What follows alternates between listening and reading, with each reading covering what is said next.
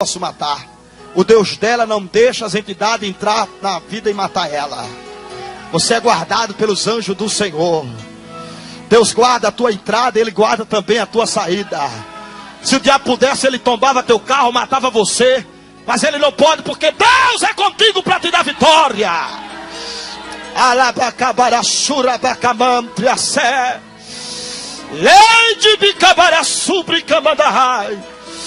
Deus é o Deus que nos protege, irmão. Você pode não ter dinheiro, mas você não precisa de guarda-costa. O leão da tribo de Judá está do seu lado para te dar vitória.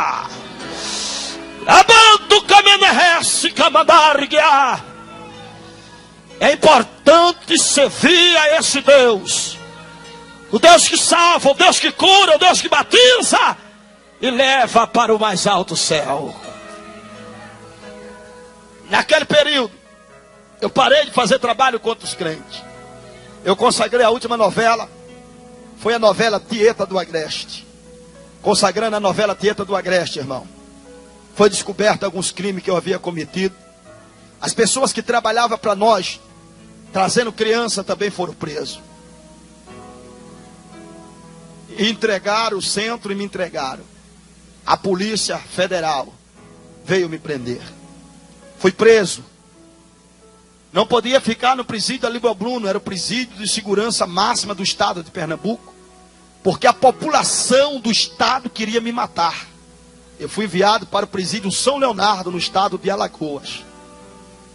Só que o jornal e a TV do estado falou, está vindo para o presídio São Leonardo o maior comedor de criança do estado de Pernambuco, o pai de santo menininho do inferno, macumbeiro terrível, fez uma propaganda terrível minha. Os presos estavam tudo me esperando para me matar. Esse moço vai ser morto por pouco tempo, vai ser morto em qualquer prisão aí.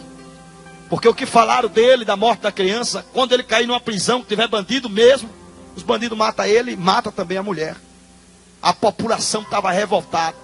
O carro da polícia ficou todo arrebentado de pedras, a população jogando para me matar. E eu pensando, eu tinha na época 20 anos de idade, ia fazer 21.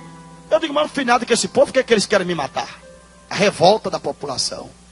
Eu fui para o presídio de segurança máxima. Lá dentro do presídio eu fiquei em um quarto preso, que é o quarto do castigo, para depois ser liberado, para poder andar dentro do presídio. Quando me soltaram para poder andar dentro do presídio, irmão, eu apanhava muito ali dentro. Os presos me arrebentavam, era chute, pancada. Eles pegavam um espeto, que é feito com o cimento da cama embaixo, aquelas varas de ferro, eles quebram embaixo e faz um punhal. Uma certa vez, eu estava na fila do almoço, uma fila grande. Um preso chegou do meu lado com um punhal com mais ou menos 2 palmos do tamanho do punhal. Chegou do meu lado e disse, macumbeiro. Quando eu virei, ele disse, tu agora vai morrer. Travou minha barriga, perto do meu umbigo.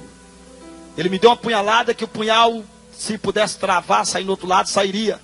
Mas bateu na minha espinha atrás e travou. Quando ele me furou, ele começou a mexer o punhal. E disse, você vai morrer agora. Quando ele tirou o punhal de dentro da minha barriga, o sangue começou a jorrar. Eu caí. Os outros presos começaram a bater em mim, chutar a minha cabeça. Os carcereiros demoraram a chegar esperando eu morrer. Mas eu não entendia porque eu não morria, irmão. Chutaram, bateram. Eu era para morrer. Mas Deus não veio matar-me. Ele veio me libertar. E mostrar que Ele é o libertador. Eu não morri por causa da promessa de Deus, que é fiel e é verdadeira. Ali, irmão, eu levei 8 punhaladas no período que fiquei no presídio. Passou-se o tempo, eu apanhava todos os dias. Liguei para a mãe de santo e disse, quando é que a senhora vai me tirar daqui? Ela disse, eu não posso tirar você daí. Você confessou o crime, você vai ficar aí. Já falei com os governadores, falei com todo mundo, não tem jeito. Mas vamos ter uma reunião agora com os babalorixá. E vamos ver o que é que vamos fazer por você. Teve a reunião. Os babalorixá disseram: olha, ele mexeu muito com o crente, atrapalhou alguns centros aqui, dispensa ele da magia, deixa ele na prisão, deixa morrer lá mesmo. Quando eu liguei para ela, ela disse: olha, eu tenho uma notícia ruim para te dar. Eu disse: fale. Ela disse: você foi dispensado da magia, você não faz mais parte da magia negra. Eu disse: e agora? Ela disse: agora você se vira. Eu disse a ela: mas a senhora sabe que eu não tenho pai, não tenho mãe, não tenho ninguém. A única pessoa que eu tenho é a senhora. A senhora é minha mãe. Ela disse: eu nunca fui tua mãe. Tu entrou nessa roubada só, e é só que tu vai ficar. Eu era um jovem de 20 anos, irmão. Agora não era mais macumbeiro. Eu nunca tinha entrado numa escola para estudar. Eu não sabia nem assinar meu nome. Eu só vivia dentro da magia. Eu nunca tinha brincado com carro. Não tinha amiguinho nem colega. Eu vivia preso dentro do centro fazendo magia. Foi aquilo que eu aprendi. Ruim, mas foi o que me ensinaram. Ali, irmão, agora era um jovem de 20 anos, preso em um presídio onde 2.000 presos queriam a minha cabeça. Eu apanhava todos os dias. Toda quinta-feira era dia de visita. Todo mundo tinha visita, mas eu não. Depois que eu fui dispensado da magia, os demônios, os guias me deixaram em paz. Eu comecei a entender a vida de um ser humano, e eu ficava pensando por que eu era diferente de todo mundo. Todo mundo tem pai, tem mãe. Eu não tinha pai, nem tinha mãe, nem lembrava deles. Eu ficava pensando: como foi que eu nasci? De quem eu nasci? Eu não tinha lembrança de família nenhuma, irmão. Lá dentro foi momento de sofrimento. Quinta-feira era quinta de sofrimento. As pessoas que vinham fazer visita chegavam e jogavam coisa em mim, cuspia no meu rosto, batia na minha cara. Os presos colavam em mim e diziam: se você mexer com uma visita aqui, você morre. Eu era obrigado a aceitar qualquer tipo de sofrimento. Todo mundo trocava de roupa para receber visita. Eu não tinha visita. Fui emagrecendo muito rápido, ficando amarelo. E um dos presos que estava na minha cela disse: rapaz, você está muito estranho, você está muito amarelo, eu estou achando que você está doente. Eu queria ainda ser alguma coisa. Eu disse: que doente, rapaz, nada pega em mim, eu tenho um corpo fechado. Ele falou: rapaz, se o teu corpo é fechado, eu acho que já abriu, porque tu está muito magro. O outro disse: esse infeliz deve estar com AIDS. Chegou, conversou com o carcereiro e disse: olha, leva esse cara para fazer exame, se ele tiver com AIDS vai passar para a gente. Ali me levaram para fazer exame. Com 15 dias o médico mandou o exame e o carcereiro me chamou. Quando me chamou, disse para mim: olha, pega as tuas coisas que tu vai ser transferido de cela. Eu disse: eu vou para onde? Ele disse: você vai para a cela que tem que cuidar dos médicos. Eu disse: por quê? Ele disse: porque você está com câncer e vai morrer. Agora, irmão, eu tinha perdido minha juventude toda. Ia perder toda a minha vida, sem conhecer nada e nem ninguém. Quando fui transferido de cela, fui para uma cela que tinha cuidado dos médicos. Lá, os carcereiros eram formados em tratamento para tratar dos cancerosos. Logo que eu cheguei, eu vi logo 3 cancerosos saindo dentro de um saco para ser enterrado como indigente, pois não tinha família. Era enterrado lá detrás do presídio mesmo. Ali, irmão, eu comecei a emagrecer muito rápido. Eu perdi a fome, não tinha força para andar, não tinha força para comer. Eu passava a mão na minha cabeça, meu cabelo caía. Eu comecei a perder o cabelo. Mas um dia eu vi um irmão pregando lá dentro do presídio. E eu fiquei pensando: será que esse Deus dos crentes existe? Se ele existe, por que ele fez isso comigo? Eu não tenho pai, não tenho mãe, não tenho ninguém. Vivi a minha vida dentro daquele centro. Não conheço ninguém, não tenho ninguém como amigo. As pessoas que se aproximam de mim são pessoas que se aproveitam para que eu venha fazer rituais para eles. E agora todos me abandonaram aqui dentro dessa prisão. Já fazia tempo, irmão, e eu não tinha visita de ninguém. Estava ali, condenado pela sociedade. Se saísse daquele presídio, eu era morto na rua no mesmo instante. Não tinha ninguém. 6 horas da tarde eu recebi uma visita. Era de um carcereiro que odiava-me. Ele tirava o soro que me sustentava e dava um soco na minha barriga. Isso era todo dia de 6 horas. Quando eu via ele, eu já fechava os olhos e tremia. esperando ele bater em mim. Comecei a levar uma vida de grande sofrimento lá dentro. E dentro de mim eu me interrogava, por que eu era assim? Os outros presos que fez tanta coisa ruim, eles tinham família, e eu não. Um dia entrou uma mulher por dentro da cela, na prisão. Quando ela entrou, eu olhei para ela, era dia de visita. Eu vi aquela mulher parecendo comigo. Tinha uma característica de rosto igual ao meu. Eu olhei e disse, será que essa mulher é minha família? Aí aquela mulher olhou de cama em cama, procurando alguém. Eu disse, deve ser parente minha. Eu fechei os olhos e fiquei esperando aquela mulher chegar na minha cama. Quando eu abri os olhos, ela estava vindo na minha direção. Me trouxe uma esperança, irmão. Uma alegria tão grande. Mas quando ela chegou perto, que ela falou, eu olhei.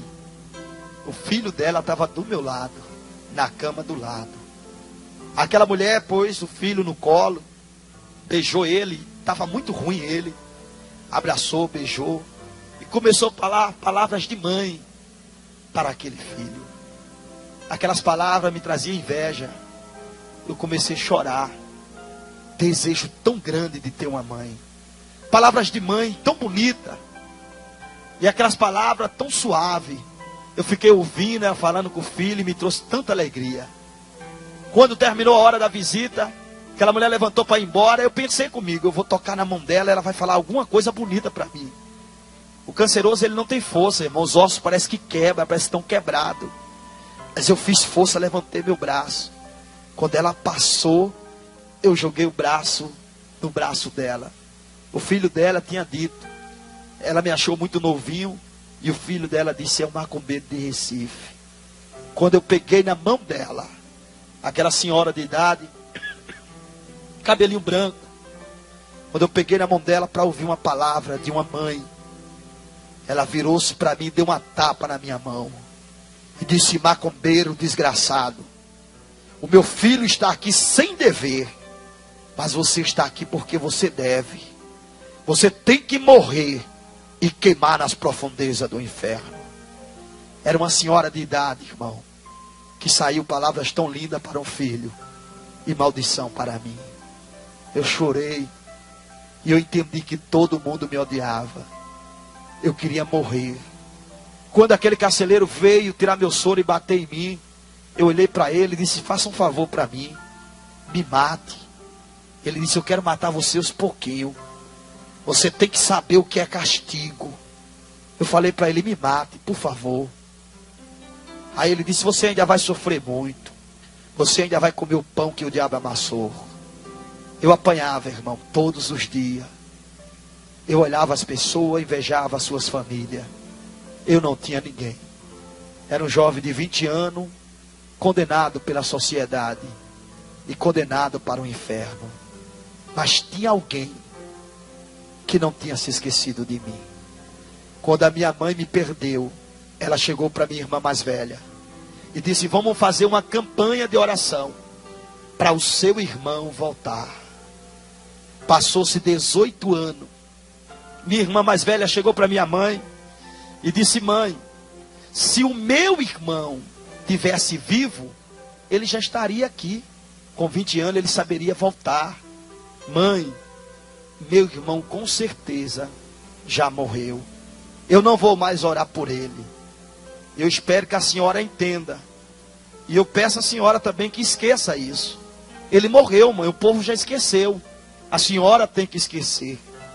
Minha mãe conta que chorou, abraçou minha irmã mais velha e disse, minha filha, Deus vai dar muita saúde a você, para você ainda ver seu irmão e abraçar ele e saber que o Deus que faz promessa é fiel com a sua palavra. A minha mãe, irmão, ninguém roubava a sua fé nem a sua esperança. As irmãs criticavam ela, mas quando ela tinha oportunidade na igreja, ela dizia, um dia vocês vão ver o meu filho aqui, pregando a palavra de Deus. Eu estava doente, irmão, morrendo. O câncer derrubou todo o meu cabelo, a minha pele descascava, ferida no meu corpo não sarava. Eu estava morrendo. Um carcereiro, um senhor de idade entrou. Ele olhou e disse, você é muito novinho, você está sofrendo muito. Eu vou ajudar você. Você sente dor no braço direito? Eu me abri com aquele homem pensando que ele ia me ajudar. Eu falei, meu braço dói muito. Ele disse, e o esquerdo? Eu digo, também. Ele, a perna? Eu digo, também dói. Meu corpo inteiro dói. Ele disse, eu vou ajudar você. Você não vai sentir mais dor nenhuma. E saiu. Com os 3 dias aquele homem volta. Ele disse para mim, olha, eu consegui o remédio para te ajudar. Ele foi conversar com o diretor. E disse, diretor, aquele moço de Recife. Não tem pai, não tem ninguém. Não consegue ir no banheiro, está sofrendo.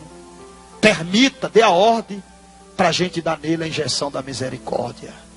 Era a injeção que mata os cancerosos. Quando aquele homem entra pela porta, era a minha esperança.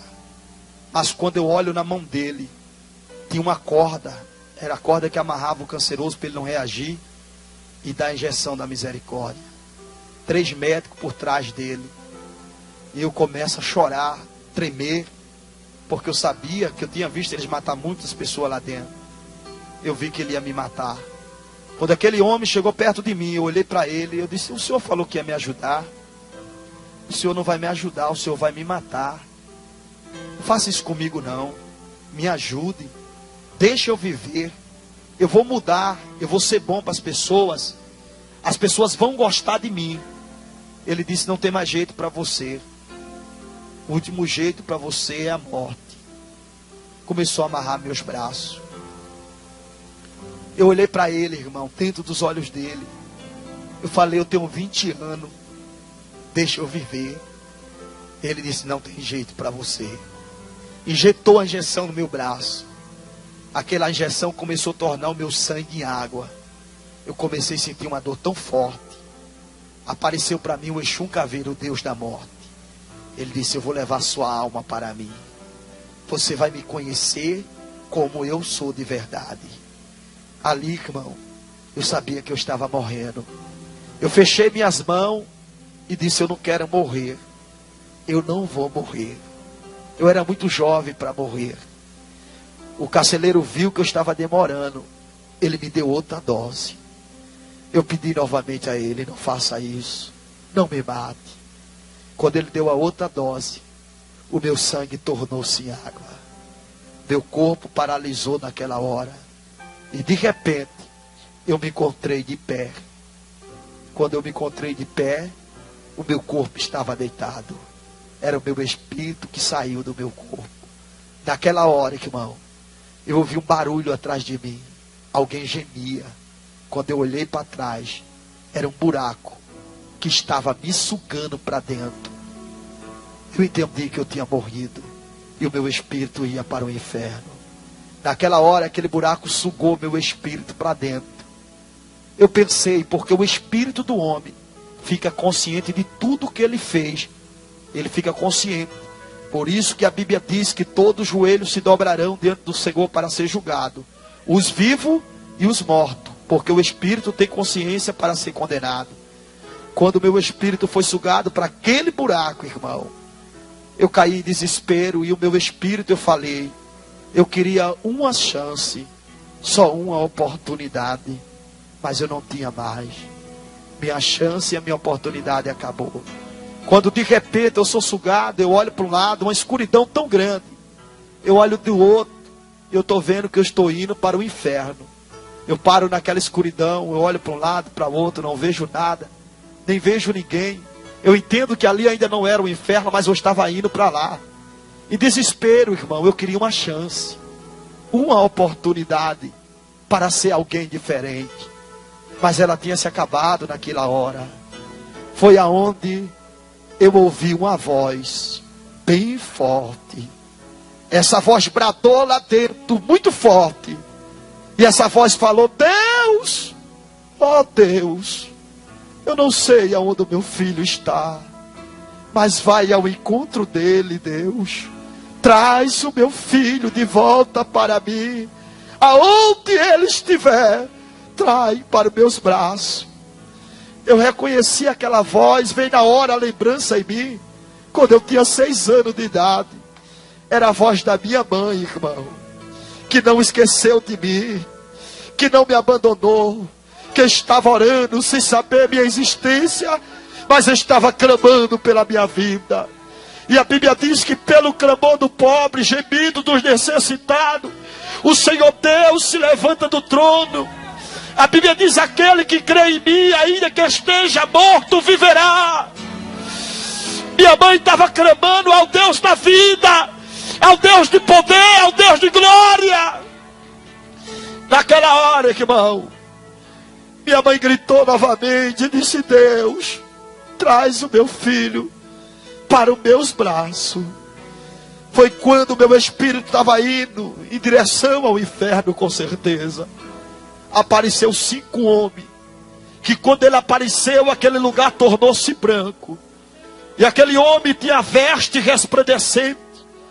E quando eu parei de frente de um deles, eu perguntei quem era. Ele olhou para mim, sua boca não batia, mas a voz saía. Ele disse: eu sou Deus da tua mãe, eu sou o dono da vida. Eu te ordeno agora, Espírito, volte para o teu corpo. Meu espírito voltou para o meu corpo. Era 7 horas da manhã. Eu pensei que aquilo era um sonho ruim que eu tinha tido. Mas quando eu abri os olhos, eu estava dentro do saco. Era o saco que enterrava os defuntos com câncer. E era enterrado como indigente. Se eu estava dentro do saco, é porque eu já estava sido condenado morto. Mas quando o carcereiro veio me pegar, que veio verificando os sacos, quando ele abriu o meu, eu abri os olhos. Ele olhou e disse: olha, o jovem aqui, o rapaz do número 9, está vivo. Tá não, eu dei 2 injeções nele, o outro carcereiro falou. Tá vivo, que ele mexeu. Ele se aproximou de mim, olhou para mim e mexeu comigo e perguntou que eu estava vivo. Eu fiz assim com a cabeça. Ele falou: o que aconteceu com você? Eu disse a ele: o Deus da minha mãe, ele me voltou novamente à vida. Abracachou minerécia. Nada está perdido não, irmão. Você tem um Deus que é o Deus das coisas impossíveis. Não desista do seu sonho. Não desista não. Nada está perdido. O teu Deus está vivo para te dar vitória. Ai,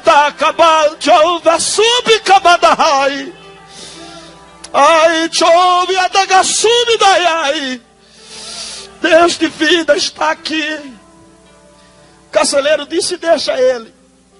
Ele daqui uns dias morre. Mas foi engano dele, irmão. Eu disse comigo mesmo: Deus da minha mãe, manda alguém vir aqui que eu quero ser crente. Numa quinta-feira, o irmão que entrava evangelizando, ele perguntou a alguém aqui dentro: quer aceitar Jesus? Eu levantei a mão. Ele disse: moço, você quer aceitar Jesus? Eu disse: eu quero. Eu levantei minha mão. Ele colocou a mão na minha cabeça. E quando ele orou por mim, Deus me batizou na hora com o Espírito Santo. Eu fui curado do câncer, irmão. Com 1 ano, eu me levantei e tornei-me um pregador do Evangelho de Cristo. Passei 4 anos e 6 meses na prisão.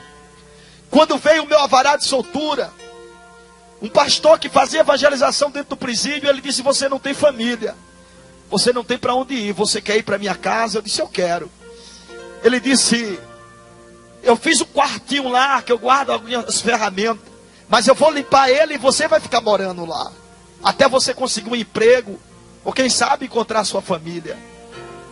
Eu disse para ele: olha, pastor, contei o que aconteceu comigo. Eu disse: olha, eu tenho mãe, só que eu não sei o nome dela, mas eu sei que ela existe. E ali, irmão, fui para a casa daquele homem. Quando era dia das mães, era dia que eu sofria. Todo mundo tinha mãe, eu não. Dia dos pais, todo mundo tinha pai, eu não. O pastor me abraçava e dizia: eu sou seu pai. Era um pai, irmão, mas não era meu pai. A mulher dele era uma mãe para mim, mas não era minha mãe. Eu queria meus pais. Eu queria minha mãe. O pastor disse para mim, ensinou eu a orar. E disse para mim: olha, eu vou levar você para o monte para orar. E no monte você vai conversar com Deus. Vai ter um particular maior. Mas eu fui para o monte mais com curiosidade. O povo dizia que no monte as folhas pegavam fogo. E eu fui para ver. Chegou lá no monte, eu encontrei o irmão pegando um monte de folha e jogando para cima. E dizendo que o fogo estava pegando. Eu digo, coitado desse irmão, orou tanto que endoidou. Porque aí eu estou vendo fogo, eu não estou vendo fogo. Aí eu comecei a observar os irmãos. Um veio para o meu lado, marchando, pulando.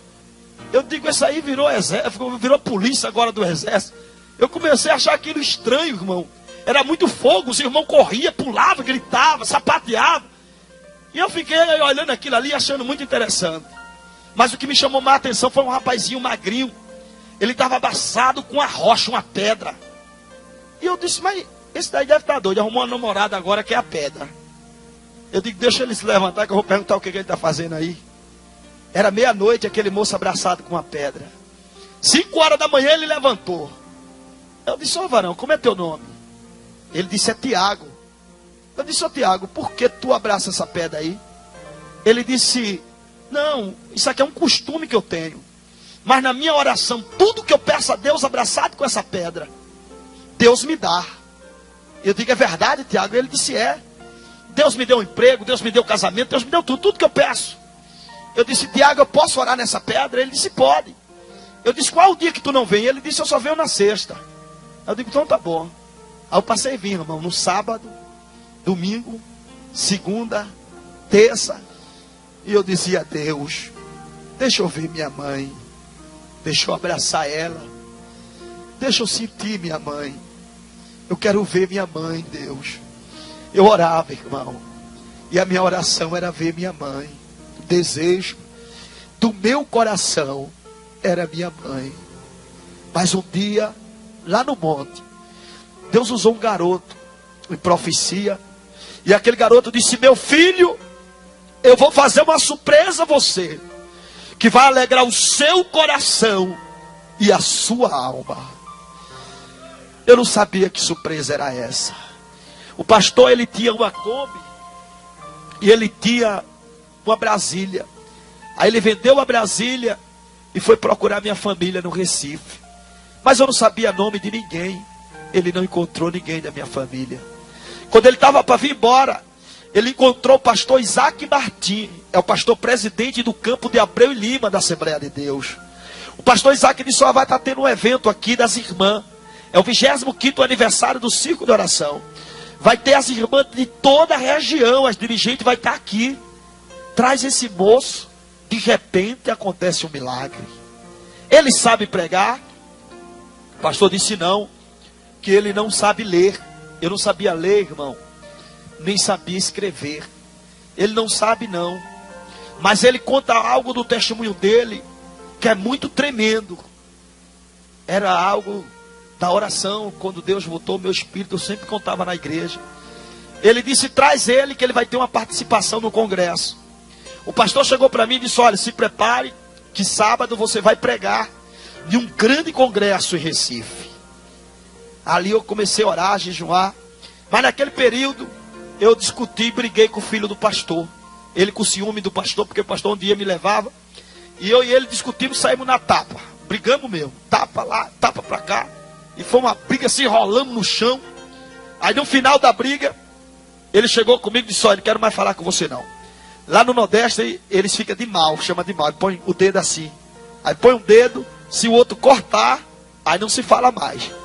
Aí me deu o dedo, eu cortei. Aí não se falamos mais. Só que ele era a pessoa que lia a Bíblia para eu poder pregar. Eu dependia dele, porque ele lia, eu gravava na cabeça e pregava aquilo que ele leu. Só que agora eu estava de mal dele. Aí quando foi no sábado, o pastor disse, olha, se prepare que a gente vai sair, que daqui para Recife é 200 quilômetros. Se prepare para a gente ir. Ali, irmão, eu estava de mal dele e eu tinha que ler o versículo para pregar. Era o Salmo 23. Mas eu não sabia ler. E eu comecei a tentar falar com ele de dia e manhã. Passava por ele, oi, ele nem falava comigo. Aí eu voltava, oi, ele, bem sério. Molecão novo. Aí eu lembrei que ele gostava muito de sacolé. É um picolézinho que é feito num saco em casa. Aí eu fui lá, comprei 5 sacolé, 3 sacolé de coco, que era o mais que ele gostava. Aí quando fui passar perto dele, eu, opa, um sacolézinho. Aí ele parou e disse, quero. Eu disse, tome. Ele chupou o sacolé. Quando terminou, eu, outro. Ele, opa. Quando terminou, outro. Aí ele disse, você está querendo alguma coisa? Eu disse, eu quero pedir perdão a você, meu irmão. Você é o irmão que eu conheço. Choramos junto, ele me abraçou. Eu disse a ele, meu irmão, você me perdoa? Ele disse, te perdoo. Eu disse, eu estou perdoado do fundo do teu coração. Ele disse, tá. Eu digo, então vamos ler a Bíblia para mim agora. Aí ele disse, você estava com interesse, né? Eu digo, eu sempre tenho interesse por trás, né? Vamos ler. Aí ele leu. Ele disse, qual é o tema? Eu disse, é Salmo 23. Ele, rapaz, é muito fácil esse versículo. Aí leu, o Senhor é meu pastor e nada me faltará. Eu disse, mas se eu ficar nervoso, eu posso esquecer, porque eu não sabia ler. Então eu tinha que gravar na cabeça. Aí o pastor já me mandou se preparar e fomos na Kombi. De Maceió para Recife, 200 quilômetros. Eu fui na Kombi, meu pastor, citando o versículo para não esquecer. O Senhor é meu pastor e nada me faltará. O Senhor é meu pastor e nada me faltará. O pastor viu eu falando sozinho, ficou preocupado. Aí está tudo bem aí, varão? O Senhor é meu pastor e nada me faltará. Até chegar em Recife. Chegamos lá, irmão, uma comissão, ciclo de oração enorme. Aquela multidão de irmãos, tudo vestido de azul. E quando eu me aproximei do púlpito, eu tinha muito medo de pessoas que andavam com Bíblia grande, que nem a minha. Eu não sabia ler, eu achava que quem andava com Bíblia grande era pregadores. Então eu ficava com muito medo de pregar perto de alguém que sabia ler e pregava. Quando da fé eu vi aquela multidão do pastor, tudo com aquelas Bíblias grandes, a minha perna tremeu. Eu ajoelhei lá para orar e fiquei, o Senhor meu pastor e nada me faltará. Foi a minha oração de meia hora, o Senhor meu pastor e nada me faltará. Para gravar o versículo. Aí me levantei e ficava bem baixinho, o Senhor meu pastor e nada me faltará. Quando de repente uma senhora começou a olhar para mim. E ela olhava bem sério para mim. Eu, o Senhor meu pastor e nada me faltará. E ela olhando.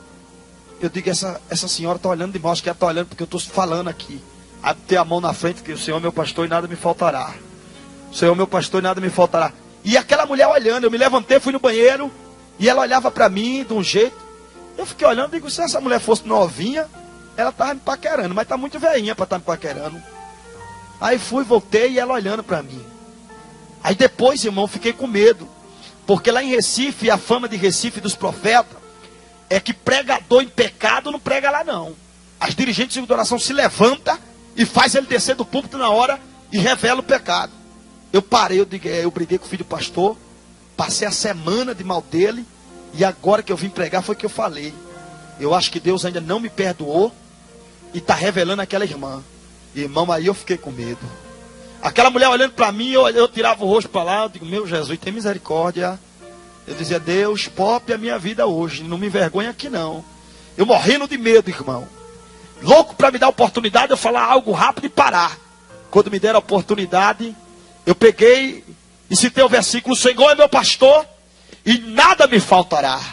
Quando eu citei o versículo, aquela mulher levantou e deu um estouro bem grande de línguas estranhas. Quando ela estourou em línguas estranhas, eu digo, pronto, Deus agora revelou, foi tudo. Disse, agora eu estou arrebentado. Aí comecei logo a gaguejar. E aquela mulher se levantou. Ela era bem branca, vermelha. Levantou e veio na minha direção. Eu digo, Jesus, tem misericórdia, Senhor. Não vai me revelar esse negócio aqui não, que eu estou arrebentado agora. E eu com medo, irmão, de passar vergonha e envergonhar também o pastor que me levou. Quando de repente aquela mulher chega perto de mim, as minhas pernas já estavam tremendo. Ela colocou a mão assim e disse, moço, eu quero fazer uma pergunta e não posso deixar esse trabalho terminar. Eu quero fazer agora. A igreja parou, irmão, porque aquela mulher era profeta. E a igreja sabia que algo de profecia podia sair dela. E a igreja parou para ouvir a profecia. E eu, tremendo de medo daquela mulher, ela olhou para mim bem sério. E disse, moço, eu quero fazer uma pergunta a você. E eu parei, eu digo, ai Jesus, e agora? Eu digo, faça, irmã. Ela disse, moço, porventura, moço,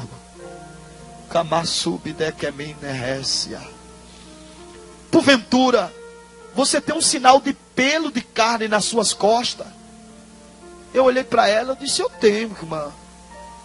Ela disse, moço, porventura, no seu pé esquerdo, você tem um sinal de sangue que toma conta da planta do teu pé esquerdo?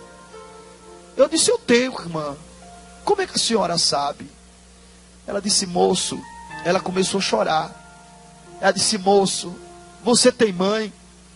Eu disse, não tenho, irmã. Ela disse, sabe por que eu sei disso, moço? Eu perdi você. Você é meu filho. Ontem de madrugada, Deus disse: minha filha, o seu sofrimento acabou. Amanhã eu trarei o teu filho para os teus braços. Abachura, abacamantre, a sé. Ela disse: Deus trouxe você, meu filho. Eu ainda estranhei, irmão, ela era branca. Eu digo: mas por que a senhora é branca? Ela disse: você é moreno, igual ao seu pai. Quando você andou para tomar água, você anda igual a ele. Quando você pegou o microfone, você fala igual ao seu pai. Você é o meu filho que estava perdido. Jesus lhe trouxe de volta. Abachura, abacamantre, a sé. Deus vai trazer, irmão, de volta o que você perdeu. O diabo não pode levar o que é seu, não. Na cabeça chora, beca, bitre, assiar. Na rabadaia, sube, camantre. Daqui a descer. Deus vai trazer de volta o que você perdeu. Ele é Deus e é fiel. Abracei minha mãe. Ela pegou o microfone e disse: igreja, esse é o meu filho, que eu sempre disse a vocês que um dia voltaria para casa. Minha mãe estava velhinha, mas com força e saúde, irmão. Ela disse: meu filho, vamos em casa. Seu pai já faz mais de 20 anos que não fala comigo, por sua causa. Quando eu cheguei na casa da minha mãe, ela bateu na porta. O meu pai perguntou quem era. Minha mãe disse: nego, sou eu. Meu pai, com raiva da minha mãe, que ele não se falava, ele disse: o que é que você quer? Nego, é que você tem visita. Era 10h30 da noite. Meu pai disse: isso não é hora de visita, tá na casa dos outros, não. Manda a visita voltar amanhã. Minha mãe começou a chorar e disse: nego, essa visita é muito importante, abre a porta.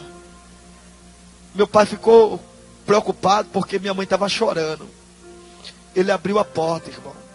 Quando meu pai abriu a porta, eu olhei e eu me vi mais velho.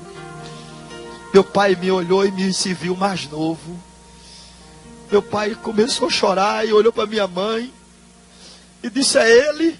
Minha mãe disse: é. Meu pai correu e me abraçou, me beijou e disse: meu filho, minha vida se acabou por sua causa. Depois que sua mãe perdeu você, eu perdi a alegria de viver. Mas sua mãe dizia para mim todos os dias que você um dia ia voltar. Meu filho, você voltou. A chuva que vai erguer. Meu pai chorou tanto, irmão, me abraçou, me beijou por várias vezes. E disse: Deus existe, Ele é fiel. E meu pai disse para o pastor que estava comigo: quero aceitar Jesus novamente. Meu pai voltou para Jesus. A minha mãe ligou para a minha irmã mais velha. A minha irmã pensou que tinha acontecido alguma coisa com meu pai. Entrou dentro de casa, nas carreiras, e disse: mãe, o que aconteceu? Aconteceu alguma coisa com meu pai? Minha mãe disse: não, é seu pai ali. E o que aconteceu? Minha mãe disse: minha filha, está vendo aquele moço ali? Minha irmã disse: parece com meu pai. É o irmão que você parou de orar. Minha irmã começou a chorar e me abraçou. E disse: meu irmão, me perdoe. Eu parei de orar porque eu pensei que você estava morto. Mas você está vivo. Deus, irmão, é Deus. Acredite no que Ele prometeu a você. Se coloque de pé. Creia no que Deus prometeu. Ele não falha. Ele é fiel. Ele é verdadeiro. Ele é justo. E a promessa dele, ela nunca volta vazia.